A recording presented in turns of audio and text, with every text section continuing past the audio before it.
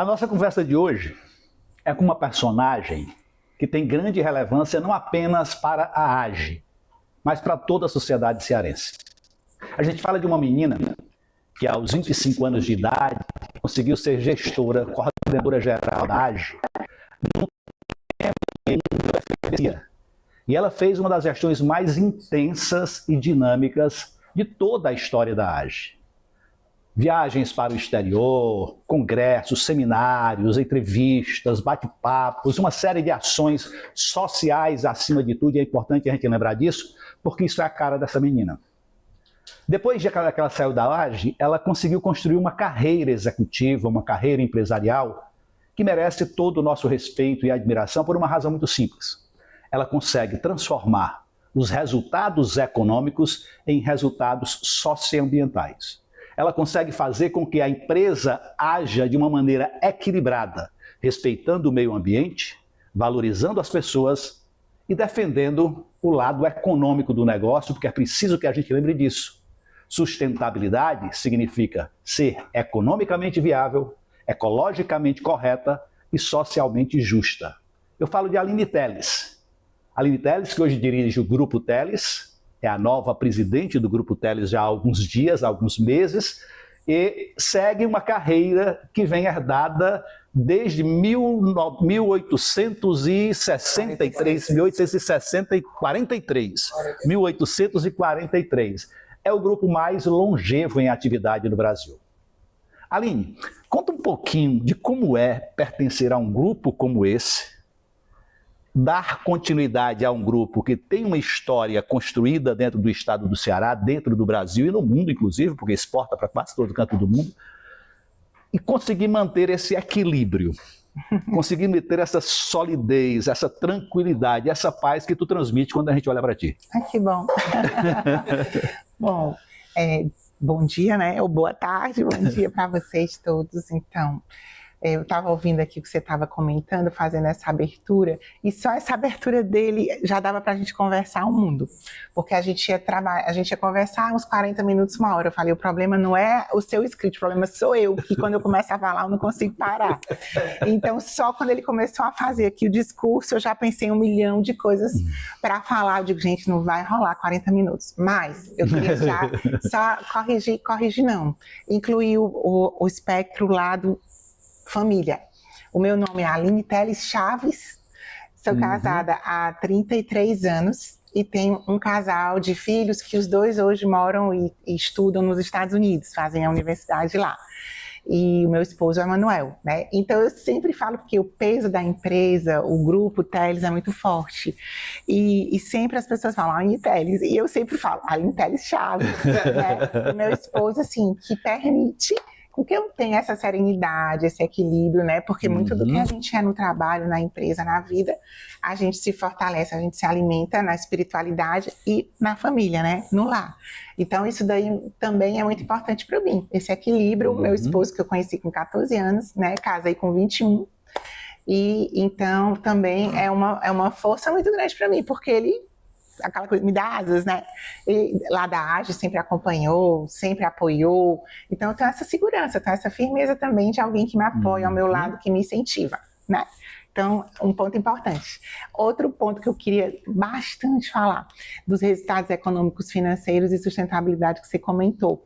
Eu estou num esforço exatamente de colocar o quanto os resultados sócios, né, e ambientais, como você trabalhando as pessoas, como você investindo nas pessoas, como você trabalhando na comunidade, como você fortalecendo os valores, como isso reverbera no econômico financeiro. E muitas pessoas, às vezes, olham toda a sustentabilidade, todo o ESG, na direção oposta. Não, eu tenho resultados econômicos financeiros, logo eu devo fazer alguma coisa na comunidade, eu devo fazer alguma coisa a mais para o colaborador. E o meu esforço, até pela experiência muito viva da Naturágua, que desde o começo foi a empresa que eu assumi, na AGE ainda, eu terminando a AGE, foi a empresa que eu assumi do grupo, pequenininha ainda, com 3 caminhões. Hoje a estrutura toda aqui ao lado, né, que era da nossa empresa do passado, todo esse prédio, toda essa estrutura agora, ela foi toda absorvida pela Naturágua. Então, assim, a Naturágua, ela tomou uma proporção muito maior, mas quando ela era pequena, e essa construção da Naturágua foi muito em cima desse esforço, trabalhar a marca, mas trabalhar com amor, trabalhar com os colaboradores, trabalhar motivando, trabalhar com essa visão, e os resultados foram surgindo a partir exatamente desse outro enfoque, que é nas pessoas, nos valores, nos sonhos, e foi construindo, entende? Então, assim, eu olho muito esse modelo porque eu acho que ele tem que ser multiplicado. Lógico que o resultado, ele é o foco, sempre é o foco, mas é através das pessoas, é através do envolvimento com a comunidade, é através do amor e do propósito. É engraçado isso, né, Aline? Porque a gente tem que sempre entender que empresas não existem, né? Empresas são peças de ficção, ou peças econômicas, ou peças, seja lá, jurídicas, burocráticas, que na verdade o que existe são pessoas reunidas num determinado espaço em torno de um propósito comum, em torno de um objetivo comum. Ter essa consciência não é comum. Ter essa consciência, lamentavelmente, não é algo que a gente encontre em todas as empresas. E você, desde a época da AGE, tem essa consciência. De onde vem isso? Vem do lado da família, vem do lado espiritual, porque você é uma pessoa extremamente religiosa, uma pessoa muito cuidadosa com os laços familiares, muito cuidadosa com o respeito e a valorização das pessoas. De onde vem tudo isso, menina? Tu vai perguntando, minha cabeça vai... Primeiro, eu vou voltar aqui de novo, eu tenho que agradecer ele me chamar de menina, porque era a primeira coisa que eu ia falar, né? Acabei colocando meu esposo, mas era a primeira coisa, agradecer, assim, me chamar de menina. Hoje eu tenho 55, vou fazer 55 anos esse ano, né? Sou da década de 70. E de onde vem... E eu ainda tinha que responder a primeira que eu estou te devendo, que é a questão da primeira pergunta sobre como é levar tudo isso com leveza e tudo, né? Então, eu só queria responder a primeira antes de ir para a segunda. Como eu nasci aqui, como eu pequenininha vinha, trabalhava embaixo da mesa do meu pai, como eu vim estudar para as provas lá, que era aqui no prédio, aqui ao lado, né, onde hoje é a distribuição, né, eu novinha, estudava, aí eu vinha estudar para as provas no escritório, eu me lembro pequenininha, escondida mesmo embaixo da mesa dele, com 8 anos, eu me lembro de dormir no escritório com as minhas primas, porque tinha uma sede no Benfica, e que era a primeira, né, que é quando eles vieram de Maranguape, vieram para Fortaleza, a sede da empresa, o engarrafamento era no Benfica, e eu me lembro até de dormir lá, não vamos dormir em casa não, vamos dormir lá no escritório, porque tinha ar-condicionado e eu acho que tinha carpete, isso era um luxo, né, então eu tenho essa memória, então o fato de crescer nesse ambiente, né, de me desenvolver nesse ambiente e ter visto todos os negócios nascendo, então isso fez com que eu tivesse muita tranquilidade em assumir esses desafios, porque eu vivi essas transições, né? Eu vivi essas transformações e vivi muito próximo ao meu pai, que era o gestor, que era o empreendedor, né? Como filha mais velha, eu tinha também um vínculo muito forte com ele.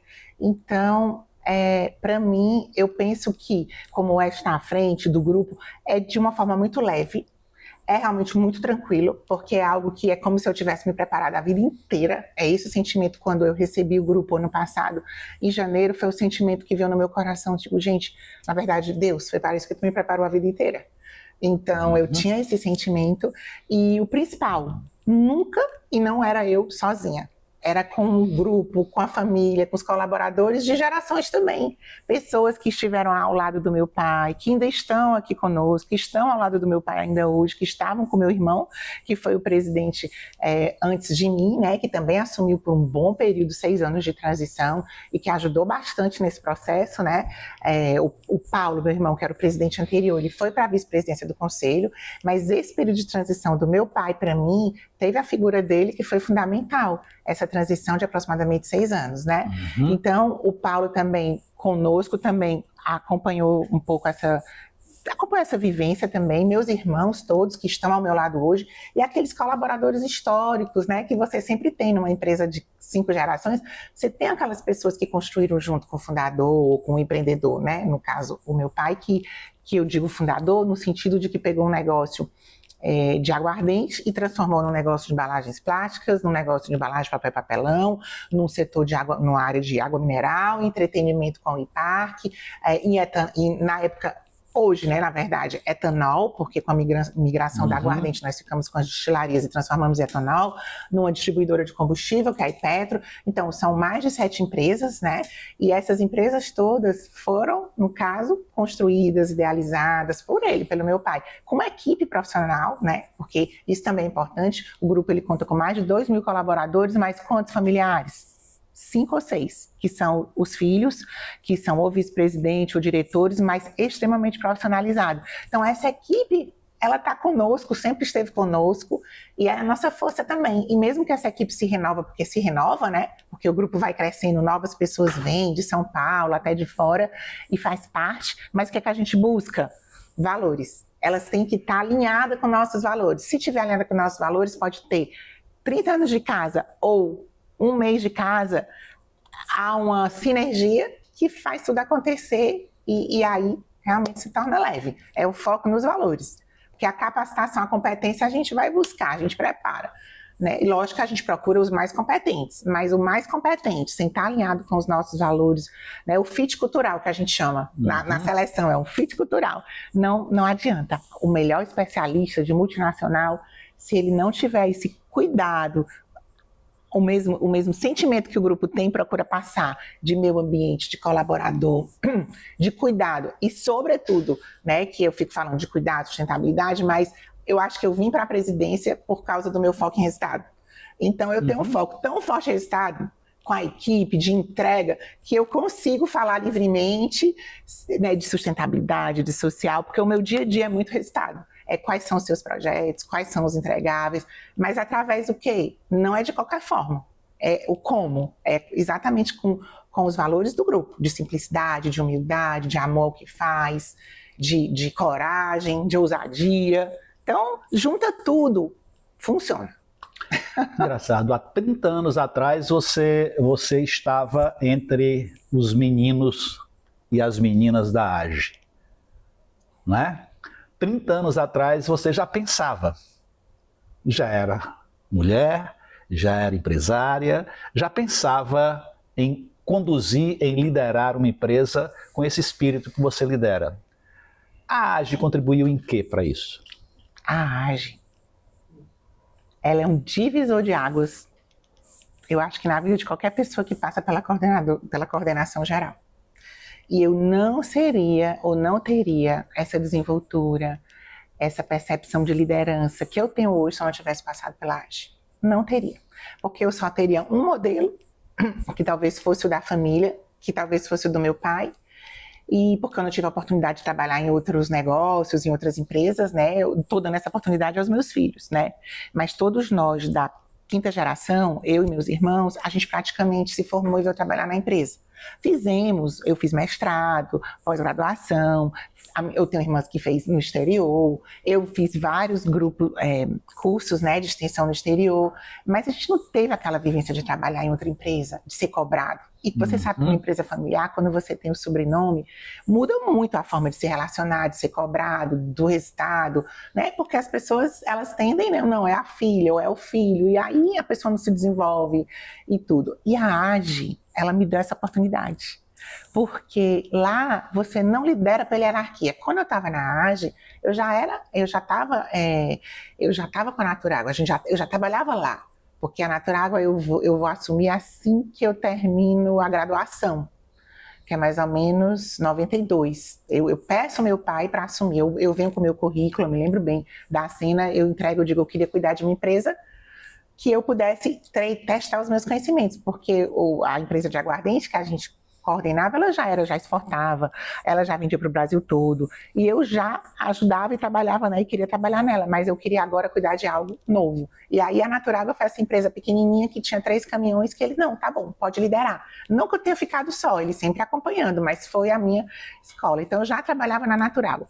Mas ali você tem a hierarquia, você tem o sobrenome, você tem aquele cara que me dá liderança, às vezes é chefia.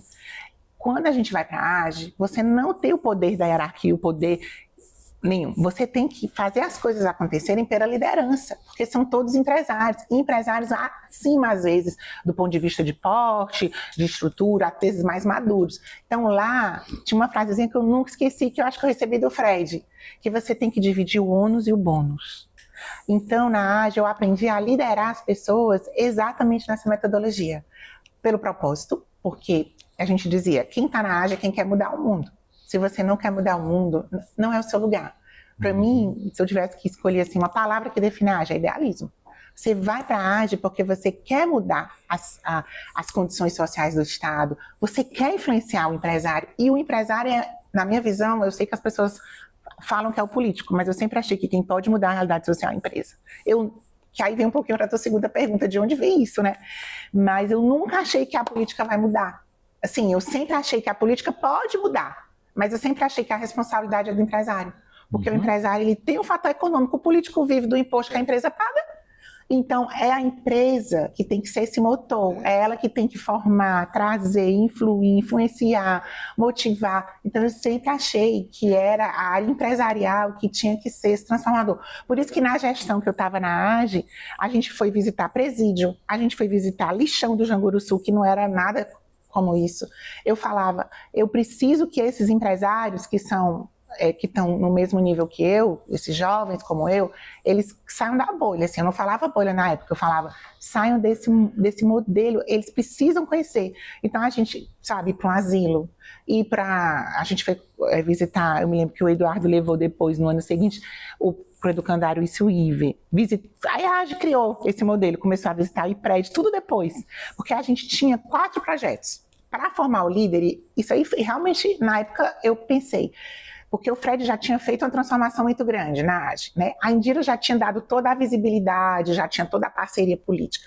O Fred, ele colocou várias ações, os projetos, e eu pensei, agora eu preciso estruturar. Então foi nessa época que eu pensei, eu preciso ter um evento social por mês, que era aos sábados, que era para conhecer a realidade social do nosso Estado. Então a gente criou um evento social por mês. Eu preciso ter a parte técnica que já tinha, que era o Teoria versus... Era uma terça-feira à noite, a gente chamava, por exemplo, um secretário. Eu me lembro que a gente chamou... Acho que não foi o Ariusto. Foi um secretário que a gente chamou para conversar, para entender como era, que era a parte mais, assim, de técnica, né? E que a gente também podia chamar um professor, a gente chamava professor.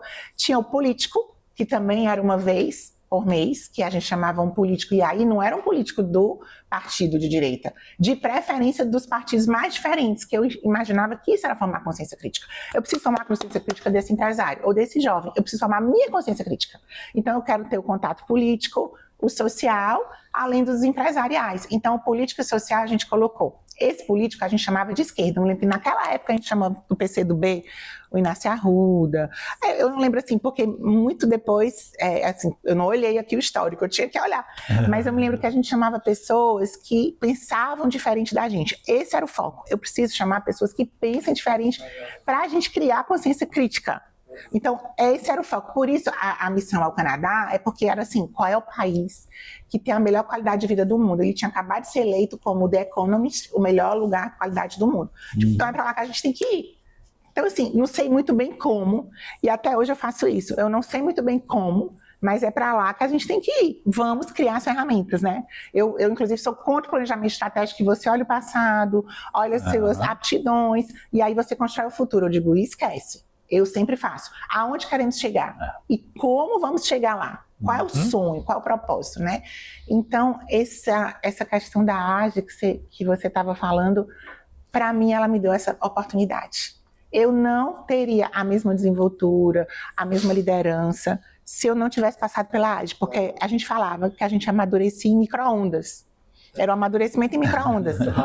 Porque você tinha que lidar com a imprensa, com o político, com o poder, porque tinha muita visibilidade, assim, não tinha uma reunião, uma mesa diretora, um evento que a AGE fosse chamada, e se a AGE fosse, ela ia para a mesa, com o governador, com o senador, todos os eventos da FIEC. Era uma exposição muito forte. Então você tinha que estar sempre preparada, você tinha que estar sempre lendo. Você vai sempre ser perguntada sobre alguma coisa que você não sabe, câmbio, e isso, e eu digo, meu Deus. Então, assim, você é muito rápido, preparado. Então, você vive intensamente aquele ano, e isso para mim, foi um divisor de águas na minha vida.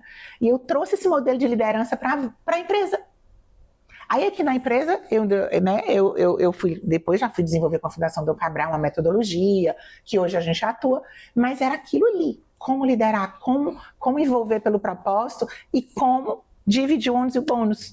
Tem que ser, é aquela pessoa que está fazendo aquele projeto, divide os projetos, senão você não conseguia fazer. Divide as coordenações, vocês tocam, e aí a gente vai falar, fulano fala, você se desenvolve, você apresenta, né? Então eu trouxe esse modelo que eu acho que eu não teria desenvolvido sozinho se não fosse a AGE.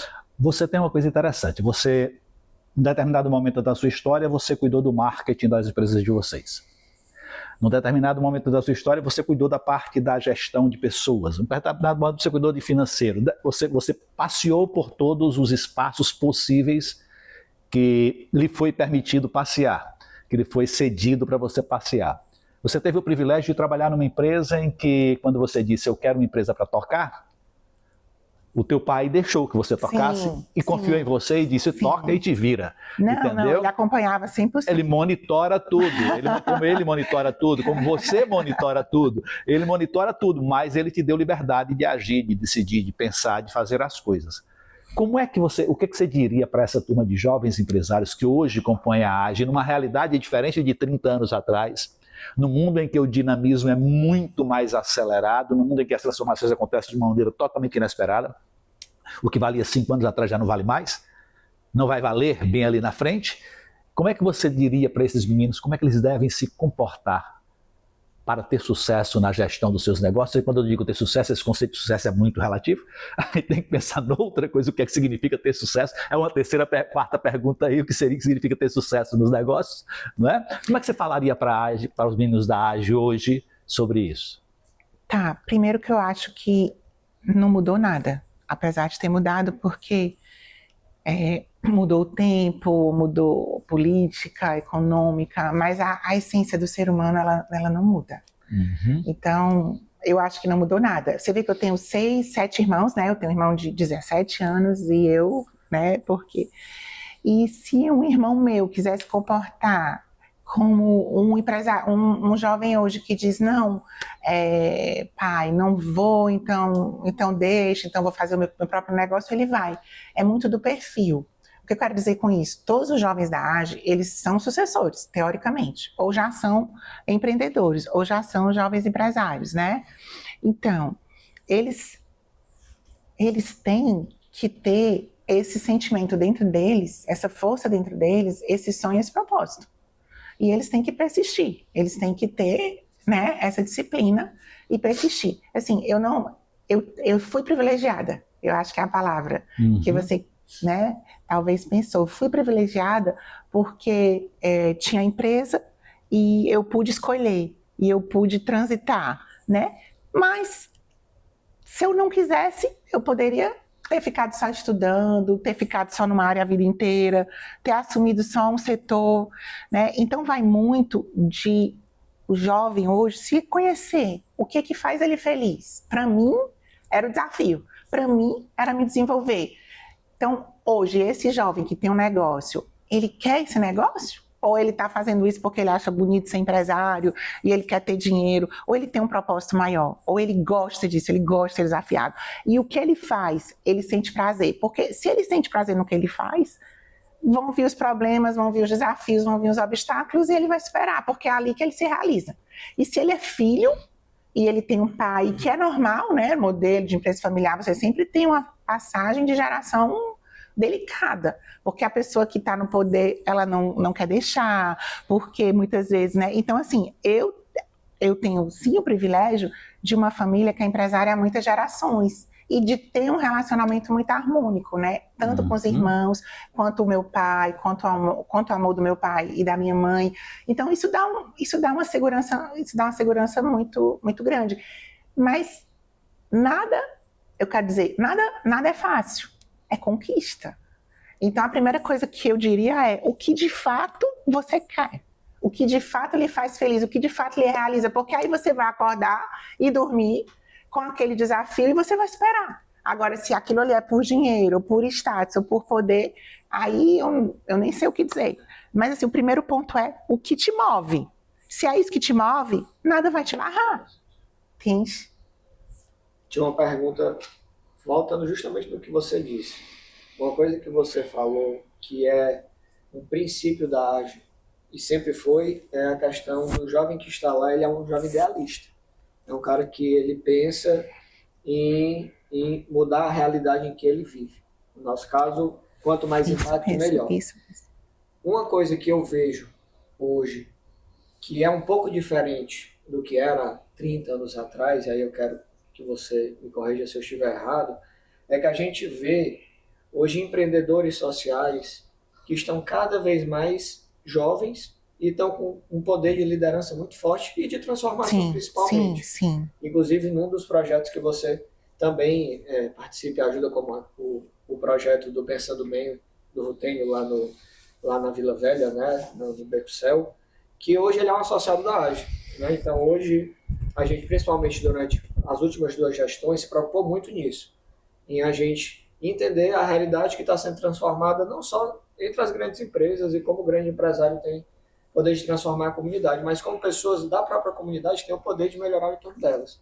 E aí eu te pergunto, na sua visão de 30 anos atrás, você enxergava que teriam esses jovens líderes hoje que têm um poder de impacto não só local, mas que vão crescendo, e aí a gente cita uma Gerando Falcões como essa, que o próprio Rutênio faz parte, que hoje tem um poder de transformação nacional nos seus entornos. Você enxergava isso antes? Que teria hoje jovens com essa capacidade? Não, e você tem toda a razão. Nessa época, você não tinha essa efervescência social dos movimentos, das ONGs.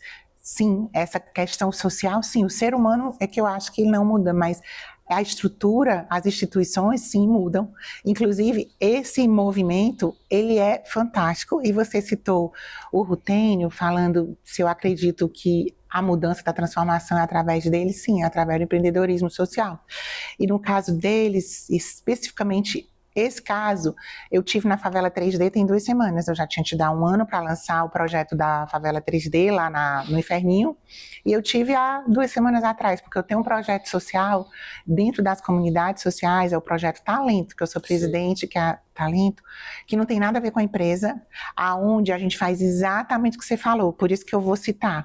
A gente escolhe uma comunidade, e a Inferninho foi a escolhida esse ano, a gente seleciona os nanoempreendedores, aquela pessoa que vende churrasquinho, que é manicure, que é nanoempreendedor dentro de uma realidade social destruída, né, cheia de problemas. A gente vai para dentro dessa comunidade, a gente seleciona 10 ou 12 através de um líder social, a gente leva ela para a Universidade de Cristo para ela ser capacitada no último nível de administração, que é o projeto do estágio deles, é feito como se fosse uma mentoria.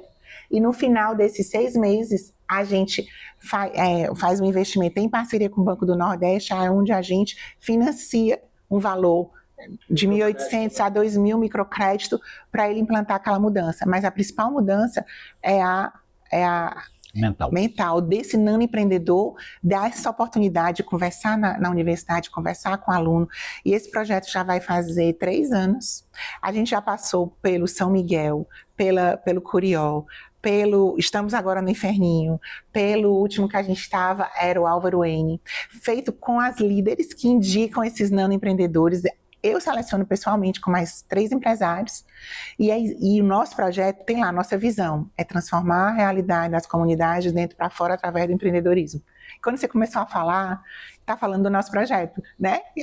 Que é exatamente, então, o que você falou é a outra alavanca da transformação, que é o empreendedor lá dentro, o empreendedor social, mas esse empreendedor social buscando projetos, educação para dentro da comunidade, e ele transforma a comunidade dentro para fora. Inclusive, é uma fala, quando eu apresento para as comunidades, eu falo, gente, é porque eu junto com o Zé do Egito, que é da Jutujé, a Ana Studart, da Fundação Beta Studart, e o Eduardo Figueiredo, da Jandaia. Nós 4, na época da pandemia, a gente queria parar de doar a cesta básica, e a gente combinou de fazer algo. O que é que a gente sabia fazer?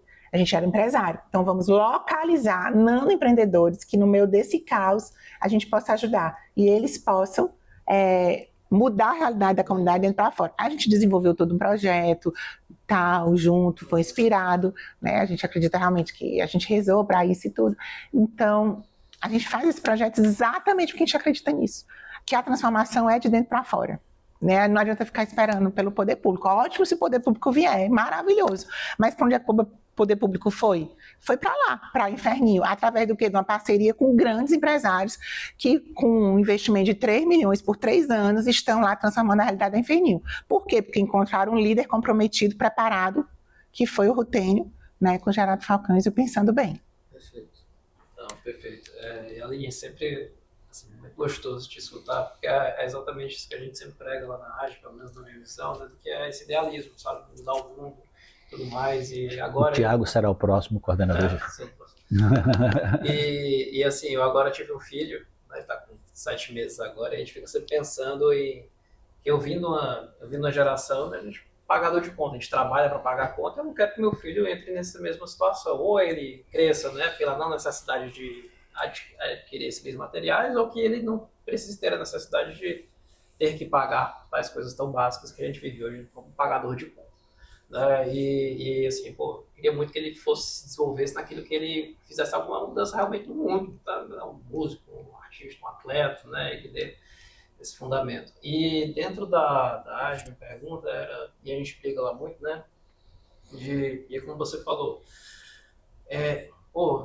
mas a gente não tá para mudar a cultura do pobre, a gente tá para mudar a cultura do rico, né? Mas assim, de mostrar para ele essa outra realidade, esses outros caminhos e como é que a gente pode ajudar com o nosso poder financeiro, político, né, de influência a tratar esses problemas sociais que são fundamentais dentro do nosso estado. E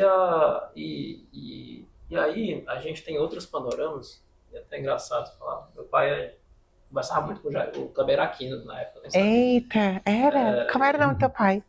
Augusto Guimarães, é médico, meu pai é médico, né? Empresário, mas ele era médico do Kleber. O Kleber Aquino. Eu alugava ele e meu pai falava. Que bom. Meu pai fala muito disso, né? Não, a gente tem que mudar, porque o Kleber veio para mudar mesmo que essa cabeça. Sim, né? sim. O Kleber Aquino aumentou, vocês devem ter um capítulo aí falando da arte dele. E a gente vê vários outros problemas sociais, e um dos que a gente está pegando agora bastante forte, que é a questão dos modais de trabalho, que pô, minha família vive do Bolsa Família, boa parte dela, e a gente vê que hoje em dia talvez não vale mais a pena o cara entrar no trabalho formal, porque ele ganha R$600 ali, faz os bicos dele e completa aqueles 2 mil de repente, vendendo pipoca, uma coisa nesse sentido, né?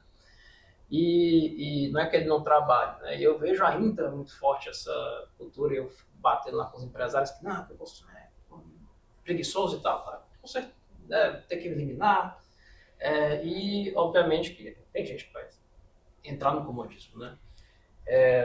E a gente fica trabalhando lá para enxergar, não, como é que a gente, empresário, pode mudar essa realidade, né? Mudando o nosso modal de como é que a gente contrata as pessoas, de como é que a gente moderniza as empresas para que precisava de 5 pessoas com salário mínimo, a gente bota 2, sabe? Ganhando um salário maior que compense, né? Porque hoje, moto Uber ganha R$3.000, sabe? Então, assim, como é que o cara vai entrar no salário? Como é que, agora com esse novo desafio social, você enxerga essa modernização do empresariado, essa participação do Estado, e eu vou chamar de Estado privado e Estado público, dentro dessa mudança da sociedade, sabe? Para a gente dar mais perspectiva ao jovem e dar essa oportunidade de crescimento, que não compensa necessariamente ele ficar só dentro do Bolsa Família e por uma questão de não valer a pena avançar. Né? Complexo. Não, é que no nosso caso, nas empresas, algumas empresas a gente enfrenta esse desafio de você não ter a mão de obra, né? A capacitação da mão de obra por essa acomodação. Mas a maioria delas, como você transfere conhecimento, tem treinamento, tem estrutura, tem apoio de plano de saúde, tem participação nos lucros, né? Praticamente todas as empresas do grupo têm participação nos resultados, e quando os jovens entram, eles têm plano de carreira. Então, isso tudo motiva, e não digo só o jovem, né? Por exemplo, a gente foi agora para Horizonte, foi agora não, há 4 anos, então a gente não tem esse problema de recrutamento e seleção lá, porque um fala que é bom, aí o outro chama, aí outra pessoa da família chama, e é uma área operacional lá, porque são as indústrias.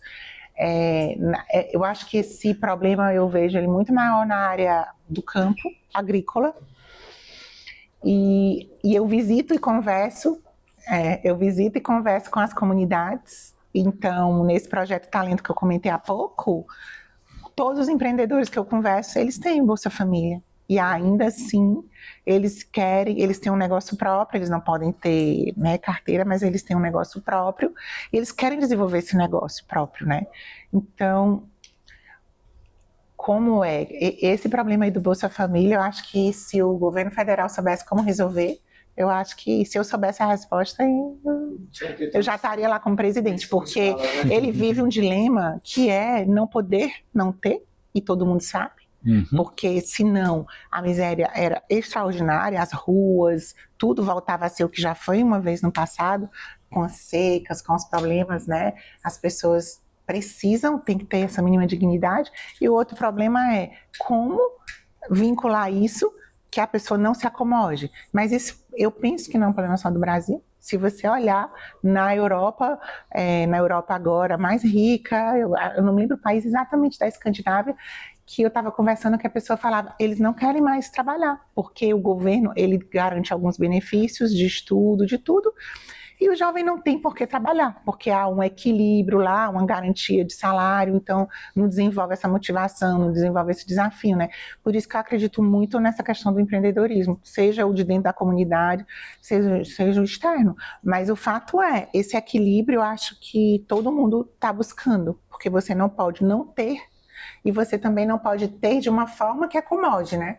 Que você perca a força de trabalho. Então, é uma resposta que eu não tenho nenhuma pretensão de tê-la. Essa é a dúvida que a gente estava. De tê-la. Continue pensando. Quando você encontrar uma solução, compartilhe com a gente. Mas eu tenho uma sugestão. Eu tenho uma sugestão nessa sua inquietação. Que às vezes a gente quer resolver o problema. Eu falei, a gente quer mudar o mundo, mas não resolver o problema do mundo. E às vezes a gente quer uma solução mundial, assim, algo que resolva tudo. E a minha visão é que você resolve tudo se você focar no micro. E aí eu vou puxar a Santa Teresa, né, Madre Teresa de Calcutá. Ela foi lá resolver um problema mínimo lá na Índia. Ela estava ali no foco dela, resolver aquelas pessoas ali com amor. De repente aquilo virou uma obra que virou nacional, que virou internacional, que hoje ela é santa, etc. Então, quando a gente vai olhar as grandes transformações do mundo, elas não começaram com pessoas querendo resolver o problema do mundo. Elas começaram com um micro, que foram ampliando. Por isso que eu falei, eu não vou resolver o problema do governo, do Estado, eu não vou ser política, política partidária, o que eu vou fazer? Eu vou resolver o problema da minha comunidade. Então a Naturágua está onde? Está aqui no São Miguel. Liguei para a líder comunitária, olha, me arranja 8 nanoempreendedores. Liguei para a do Janguru Sul, que também a gente conhece há muito tempo. Me arranja 8 nanoempreendedores. Eu quero fazer um modelo, eu quero fazer um teste. Então, no micro você valida, você fortalece, e aí aquilo reverbera. Por quê? Porque tem consistência. Então, em vez de... Eu pensaria, esse problema existe, ótimo se eu tiver a solução, mas será que como empresário, eu não posso fazer alguma coisa pelos jovens que já estão na AGE, criando uma cultura de não acomodação? Não apenas só no Bolsa Família, será que a cultura deles não é de, vou botar o meu dinheiro no banco e vou viver de renda? É uma cultura de acomodação. Por que eu não transformo a minha realidade? Por que eu não pego o meu conhecimento e eu repasso? Então, assim, às vezes você pode escolher talvez um bairro e fazer esse modelo. Por que a gente não faz essa medição do...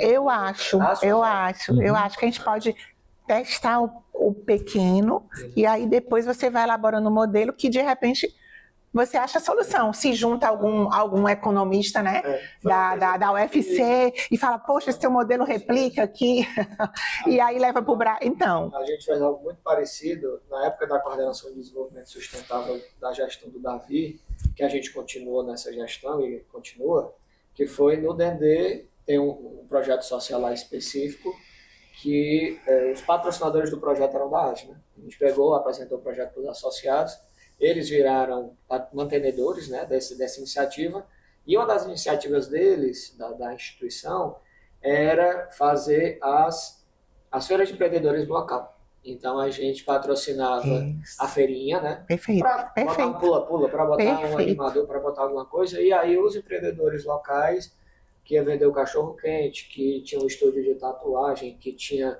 a quentinha, que tinha qualquer lojinha de roupa. Eles iam para a praça, né, e a gente incentivava isso, né? A gente patrocinava essa iniciativa. Deixa eu te falar isso daí é transformador, porque como eu estou dentro da comunidade, eu lhe digo, porque a gente escuta as realidades mais absurdas do mundo, porque no dia, é uma vez por semestre, mas é uma vez por semestre que a comunidade escolhe aqueles nanos e você vai escutar a história da vida, e você seleciona, eles vão ser capacitados, depois a gente estuda a transformação. O que falta é exatamente essas feirinhas, porque eles sabem, eles têm arte, eles têm o artesanato, eles têm a manicure, eles têm o cachorro-quente, eles têm a coxinha, e eles não têm aonde eles ficam vendendo, a maioria deles, até por questões de facção de tudo, eles vendem na porta de casa, ou vendem na minha esquina, mas eles nem saem da comunidade. O Inferninho foi a gente entrevistou todo mundo, eles não saem da comunidade, eles às vezes não querem ou têm medo, mas enfim, eles não saem lá de dentro. E se você cria esses espaços, você interage. Então, eu cheguei a falar isso, um dos candidatos políticos foi conhecer o Projeto Talento, né? E aí ele falou assim, como a gente pode... Eu falei assim, olha, se na sua gestão criar feiras, só as feiras, essas pessoas que compram na José Avelino, que viram a madrugada para comprar não sei aonde, para revender, porque é tecido, eles são super criativos. E eu digo que a vida acontece... a vida acontece na favela, porque lá é uma ebulição de coisa, de tudo. Sai 3 horas, que meu marido disse o que. Então tem o acomodado, tem toda essa violência que a gente sabe, mas tem um nano empreendedor que tá ali, que vai para um canto, que vai para outro, que acorda de madrugada, que se vira. Como é que tu faz isso? Então, assim, é surpreendente. Se existir as feiras, e eles vendem através das feiras. Se existir as feiras, isso já é assim, uma virada da economia enorme. Só que aí o nosso papel já não é ter a feira, mas a gente prepara o nano. Se tiver a feira, vai para a feira. Eu tive o privilégio de recentemente participar de um projeto, estou participando, eu estou envolvido com ele. É um projeto do governo do estado, em parceria com o Sebrae, de desenvolvimento dos nanoempreendedores. E a gente tem ido para favelas as mais diversas. E teve uma delas recentemente, eu estava em cima do Morro de Santa Teresa, na favela chamada, não sei o que de Deus, alguma coisa assim, Cidade de Deus. O nome era Cidade de Deus. E eu encontrei uma realidade que eu fiquei abismado. Crianças, eu digo crianças assim, meninas de 21, 22 anos com 5, 6 filhos já. Isso mesmo. Entendeu? Não sei 5, 6, mais 4. É uma coisa absurda. 23 com 4. Mas uma coisa interessante, quando a gente chega e começa a provocá-los, a perguntar alguma coisa que eles acham da comunidade deles, eles amam a comunidade deles. Eles não querem sair de lá. Eles não acham violenta a comunidade deles. Eles não acham perigoso conviver ali. Eles não acham difícil conviver ali. Eles querem oportunidade. É o que eles querem, oportunidade. Teve uma hora que eu perguntei para uma menina lá, qual o seu maior sonho? Ela disse, conseguir um terreno. Eu disse, como assim? Porque a casa eu construo. Nunca esqueci disso. Eles querem oportunidade. Porque eles são capazes de realizar, eles sentem que são capazes de realizar. Agora, o poder público não dá oportunidade, você não tem infraestrutura, não tem saneamento, não tem um posto de saúde, você não tem uma escola, você não tem... E eles têm que se virar sozinhos, né? Então, criar algum mecanismo que abra um pouco de porta, que permita ter possibilidade de você realizar o seu sonho, o seu desejo, isso muda a realidade deles completamente. Entendeu? Aline, me diga uma coisa, Aline. Eu gosto de cumprir os horários, eu sei que o seu dia está comprometido já. Então eu queria fazer uma pergunta bem simples e direta. Você conversasse aqui só para poder deixar, a não ser que você queira falar mais alguma coisa, mas só deixar um recado. Tradicionalmente se pede isso, deixar um recado para essa turma da AGE que está por aí, depois de tanta experiência que você viveu, tanto como empresária quanto como menina da AGE. Eu vou continuar usando menina, porque você é uma menina ainda, entendeu? Conta para a gente um pouquinho, o que você diria de recado para eles, que eles não esqueçam de fazer na vida empresarial deles? Estudar. O que resumiria tudo é estudar. E quando eu falo estudar, trabalho com autoconhecimento, filosofia, pós, MBA, estudar. Porque isso vai garantir com que eles não travem, com que eles não fiquem no passado, com que eles não fiquem com o discurso saudosista, na minha época. Então, assim, o estudar, ele abre muitas portas. Então, quando eu falo estudar, terminou a graduação, já fez um pós, não precisa, já fez um MBA, tá, você faça um curso de autoconhecimento, vá para uma Mana Key, vá para uma Fundação Dom Cabral, vá fazer vai fazer um curso rápido, se você tem recurso na Babson, vá para a INSEAD, faça uma parceria aqui, a Fundação Leve, vá para o INSPER, vá estudar, que eu digo, não é, eu vou ficar em caixa dando com os livros, vale, né?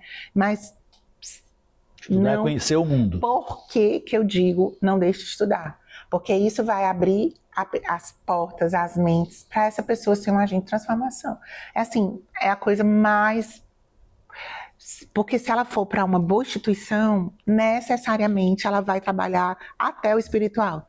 Porque quando você vai para uma instituição... Vou dar um exemplo. A minha irmã e um controller aqui, nosso, ele foi fazer o INSPER, um curso rápido de aprofundamento financeiro.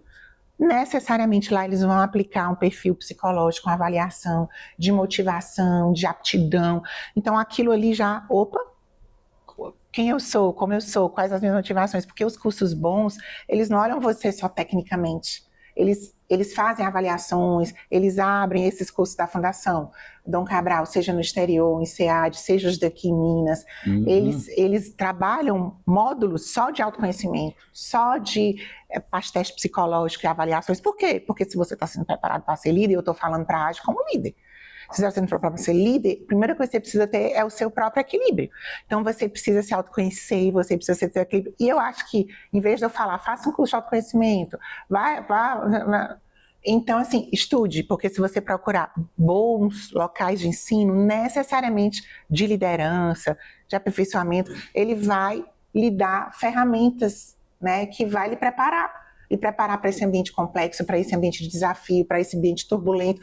Eu mesma estou testando, acho que eu vou conseguir, estou tentando fazer o PGA lá no INSEAD com a Fundação Dom Cabral. Vão só executivos do Brasil, né? Teve algumas pessoas aqui do Ceará até que já fizeram, que é um curso de aperfeiçoamento de gestão. É gestão pura, é estratégia, esse ambiente de mundo, né? Que muda tudo, de guerra. Mas eu preciso estar preparada para enfrentar isso, para poder eu ter recursos.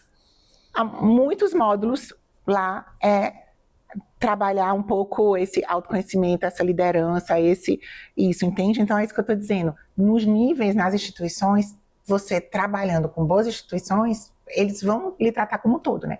O outro lado que eu não queria deixar de falar, que você falou, de onde vem isso em você, e da espiritualidade.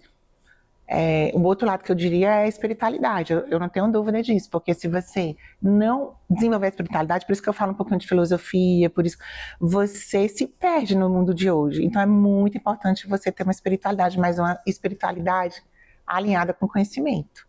A do Papa, não é nem do Papa Francisco, né, João Paulo II, né, da razão e da fé, que junta os dois. Então, o Papa João Paulo II, né, Santo João Paulo II, ele já falava, é a razão e a fé. São duas asas que tem que caminhar juntas. Então, é por isso que eu falo do estudar, porque se a pessoa tiver uma fé, e for uma fé dogmática, e for uma fé, aí é complicado. Não, é Deus, a culpa é de Deus, tudo é de Deus.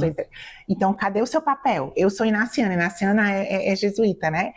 E que fala o quê? Que faça o melhor que você puder, como se, né, a frase trabalhe, eu até falei isso no prêmio lá quando eu recebi, terminei falando isso, trabalhe como se tudo dependesse apenas de você, e ore como se tudo dependesse apenas de Deus. Então tem que ser casado, por isso que eu falei estude, porque a espiritualidade, né, ela é fundamental, porque senão a pessoa se perde, gente, se perde.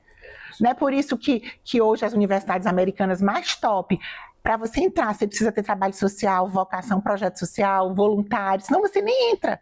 Porque ter os maiores especialistas, o gênio, sem que ele tenha, né, o braço, meus 2 filhos, e qualquer pessoa que vai tentar fazer faculdade lá, tem que ter um espaço voluntário que você comprove porque senão você nem entra. Porque eu acho que os maiores problemas da humanidade também saíram dessas grandes universidades. Por quê? Porque na época eles não olhavam os fatores de valores comportamentais, né? E aí hoje é obrigatório. Qualquer CIT, passou na matemática, passou no inglês. E agora, quais são, né, os teus trabalhos voluntários? Nos Estados Unidos, os jovens, tudo lá tem que ter trabalho voluntário, tem que ter isso, tem que ter aquilo, para poder ir para uma boa universidade, senão eles não conseguem, né? Então, o estudo e a espiritualidade. Os japoneses têm um conceito chamado Ikigai. Ikigai. Em que ele diz, se você quer encontrar o caminho adequado para você, para o seu sucesso, para uma vida feliz, é preciso que você encontre algo que você saiba fazer e saiba fazer bem feito. Mas isso não basta.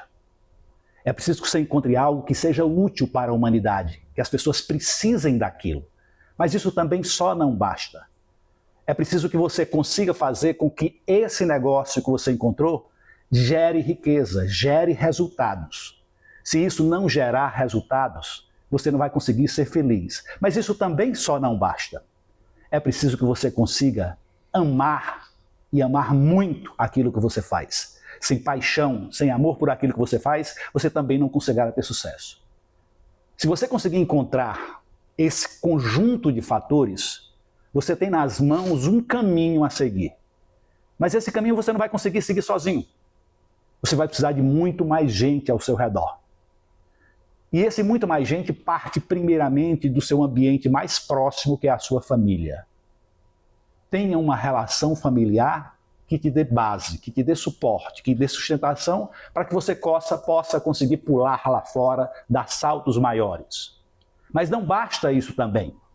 É preciso que você, além de ter uma família sólida que te garanta essa tranquilidade em casa e inspiração para poder avançar, que você consiga juntar o máximo de pessoas possíveis ao seu lado, pensando num propósito comum com o seu. Porque se você consegue trazer para perto de você pessoas que comungam do mesmo propósito, você tem muito mais compromisso e responsabilidade, tanto com você quanto com elas, de querer ir em frente.